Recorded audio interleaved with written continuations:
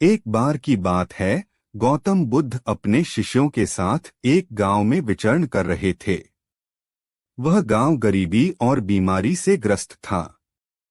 गांव के लोग निराश और निराशा से भरे हुए थे। बुद्ध ने गांव के लोगों की दुर्दशा को देखकर उनसे कहा, तुम्हारी परेशानियों का कारण तुम्हारे अपने विचार हैं।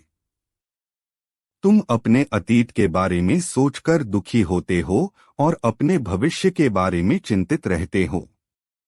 लेकिन वर्तमान में जीने से ही तुम सुखी रह सकते हो। गांव के लोगों ने बुद्ध की बातें सुनी और उनसे पूछा, लेकिन वर्तमान में जीना कैसे सीखें? बुद्ध ने कहा, वर्तमान में जीने के लिए सबसे पहले अपने विचारों पर ध्यान दो। जब तुम अपने अतीत के बारे में सोचते हो तो अपने विचारों को देखो और उनसे मत जुड़ो। बस उन्हें देखो और उन्हें जाने दो। जब तुम अपने भविष्य के बारे में सोचते हो तो अपने विचारों को देखो और उनसे मत जुड़ो।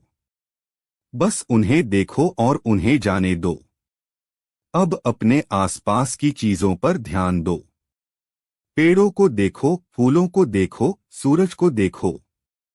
अपने शरीर को महसूस करो। अपनी सांस को महसूस करो। जब तुम अपने विचारों और अपनी आसपास की चीजों पर ध्यान देते हो तो तुम वर्तमान में जी रहे हो। गांव के लोगों ने बुद्ध की बातें मानी और उन्होंने वर्तमान में जीना शुरू कर दिया। उनका दुख और चिंता दूर हो गई और वे खुश रहने लगे। गांव के लोगों की खुशी देखकर बुद्ध भी खुश हुए।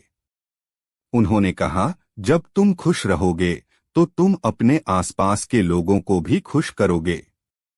और जब सभी लोग खुश होंगे तो दुनिया एक खुशहाल जगह बन जाएगी। इस कहानी से हमें यह सीख मिलती है कि वर्तमान में जीना सुखी रहने का सबसे महत्वपूर्ण रहस्य है।